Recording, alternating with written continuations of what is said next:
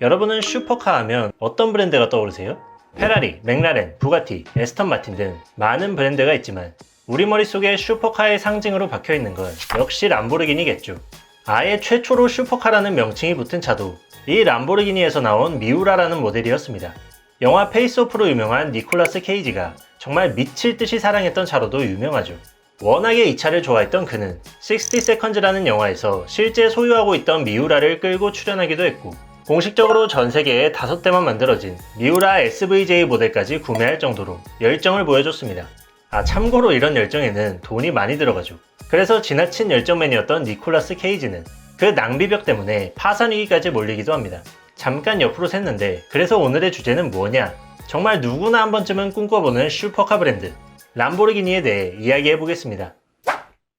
일단 브랜드의 탄생 얘기부터 시작하자면 엠블럼이 황소잖아요. 람보르기니의 창업주가 페루치오 람보르기니라는 사람인데, 이 사람이 우선 별자리가 황소자리기도 했고 또 투우를 워낙에 좋아했다고 합니다. 야, 이거 딱딱 맞아 떨어지잖아요. 이 용맹한 투우들처럼 과격하고 터프한 차를 만들고 싶은데 거기에 내가 황소자리야. 나 같아도 엠블럼 황소로 하지. 람보르기니의 황소 사랑은 엠블럼에서 끝나지 않았습니다. 출시하는 차량 모델명까지도 싸움소의 이름에서 따와요. 기아민 아벤타도르는 투우계에서 역대급으로 용맹했던 소의 이름이고, 전세계 통틀어 20대만 한정 생산한 것으로 유명한 레벤토는 펠릭스 구즈만이라는 유명한 투우사의 목숨을 앗아간 황소의 이름입니다. 높은 판매량으로 셀럽들의 사랑을 받는 우라칸도 싸움소의 이름에서 따왔죠. 또 재밌는 점으로 람보르기니 엠블럼을 딱 보면 이 황소가 좀 특이한 게 우측을 바라보고 있습니다. 일반적으로 자동차 회사가 동물을 엠블럼에 넣을 때 좌측을 바라보게 넣거든요. 페라리, 제규어, 머스탱, 포르쉐의 동물들도 다 이렇게 좌측을 보고 있는데 유독 람보르기니의 황소만 우측을 보고 있습니다. 이게 괜히 튀려고 이러는 게 아니라 람보르기니의 영혼의 라이벌 페라리 엠블럼의 명마를 들이받으려는, 그러니까 페라리와 맞서겠다는 의지가 깃든 방향이다, 뭐 이런 가설이 있어요. 람보르기니의 창업주 페루치오 람보르기니는 원래 고급 자동차 사업이 아니라 트랙터를 팔아서 돈을 크게 번 사람이었습니다. 원래 이 탈 것에 관심이 많았던 사람이 돈을 많이 버니까 당연히 이제 고급차를 사들이겠죠. 벤츠, 제규어, 마세라티 가리지 않고 구입해 타고 다녔고, 당시 레이싱 대회를 연달아 제패하고 있던 끝판왕 페라리의 차들도 수집하기 시작해요. 그런데 페라리 차를 타다 보니까 클러치 쪽이 자꾸 고장이 납니다. 페루치오는 정비소도 운영했었고 군대에서 정비공으로 복무했을 정도로 기계에 빠삭한 사람이었어요. 그래서 그는 이 클러치의 문제점을 직접 알려줘야겠다 생각해서 페라리 본사로 찾아가죠. 본사에 도착한 페루치오는 그 유명한 페라리의 창업주 엔초 페라리를 만납니다. 영화 포드 V 페라리를 보신 분들은 알겠지만 이 엔초 페라리는 자동차에 관한 한 굉장히 자부심이 높은 사람이었어요. 레이싱 대회에서의 연이은 성공으로 자부심을 넘어서 사실 오만하기까지 한 사람이었습니다. 그 콧대 높은 엔초가 딱 나와보니까 웬 트랙터 장수가 와서 감히 페라리의 문제를 이야기하는 거예요. 엔초는 코웃음을 치면서 당신이 트랙터 모는 법은 좀 아는지 몰라도 진짜 페라리 모는 법은 영원히 못 배울 거다, 이런 말로 모욕을 줍니다.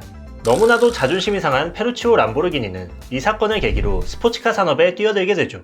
그렇게 탄생한 브랜드 람보르기니는 리어 미드십 엔진을 장착한 최초의 슈퍼카 미우라를 내놓는 등 적극적인 퍼포먼스를 보여주는 듯 했으나 본진인 트랙터 산업에 경영난이 찾아오는 등 악재들로 크게 휘청거렸고, 1984년 크라이슬러 그룹에 매각되었다가 결국엔 1998년 폭스바겐 그룹 아우디에 인수되고 맙니다.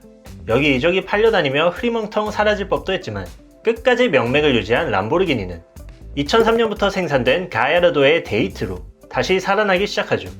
이후 가야르도의 후속 모델인 우라칸의 연타석 성공과 현실과 타협해 제작한 SUV 우루스의 데이트로 람보르기니는 슈퍼카 브랜드로서의 입지를 굳건하게 합니다. 그럼 이 람보르기니를 사러 간다면 어떤 모델들이 기다리고 있을까요? 가장 저렴한 엔트리 모델로는 람보르기니의 SUV 우루스가 있습니다. 말이 엔트리지 기본가가 2억 5천이고요. 옵션 좀 넣으면 3억은 우습게 넘어갑니다. 스펙과 덩치도 다른 브랜드로 치면 기암급 이상이죠. 8기통 엔진에서 뿜어나오는 650마력 86.7토크의 힘으로 SUV인데도 제로백이 3.6초라는 놀라운 수치를 보여줍니다. 제네시스의 플래그십 SUV GV80보다 훨씬 큰 덩치를 가지고 있죠. 이런 압도적인 포스와 성능에도 우루스는 출시 초기 때 욕을 많이 먹은 모델입니다. 천하의 람보르기니가 슈퍼카 브랜드의 자존심을 버리고 SUV를 제작하는 추태를 보였다는 거죠. 또한 폭스바겐 그룹 산하에서 나온 차이다 보니 프레임과 엔진 등 많은 부분을 폭스바겐, 아우디와 공유하고 있습니다. 그래서 우루스는 람보르기니 껍데기를 씌운 Q8이라는 비아냥을 듣기도 했죠. 하지만 정작 중요한 판매량은 엄청났습니다. 슈퍼카가 아무리 멋있어도 일상적으로 타고 다니기에는 불편한 점이 많은데 SUV인 우루스 같은 경우에는 이런 점들을 많이 보완해주잖아요. 그럼에도 또 멋은 놓치지 않고 가격도 비교적 저렴하니까 어찌 보면 안 팔리는 게 이상한 거죠. 2020년 람보르기니의 총 판매 대수가 7,430대였는데 이 중에 무려 4,391대가 우루스였습니다. 2021년에는 총 8,405대를 팔았는데 여기서 우루스가 무려 5,021대가 팔렸어요. 이렇게 상업적으로 대성공을 거두니까 안티들도 할 말이 없어지는 거죠. 고급 브랜드의 자존심을 해치는 차라고 아무리 짓거려봤자 제조사 입장에서는 효자 상품이니까 우루스는 그렇게 공급이 수요를 감당하지 못할 정도의 인기를 끌었고 이제는 돈이 있어도 쉽게 못 사는 차가 되어버렸죠. 그럼에도 람보르기니 타는데 무슨 SUV냐 하시는 분들을 위해서 다음 모델로 우라칸이 기다리고 있습니다. 최근에 배우 한예슬 씨가 구매했던 차로 유명하고 우루스 다음으로 판매량이 많은 효자 상품이죠. 람보르기니 모델답게 1800년대 유명했던 투우의 이름에서 따왔으며 이름의 의미는 강한 바람으로 영어 허리케인의 어원이기도 합니다. 시작가 2억 9천만원 정도로 잡혀있고 퍼포먼스 모델로 올라가면 4억대로 확 상승해요. 기아민 아벤타도르는 기본 5억부터 시작한다고 보시면 됩니다.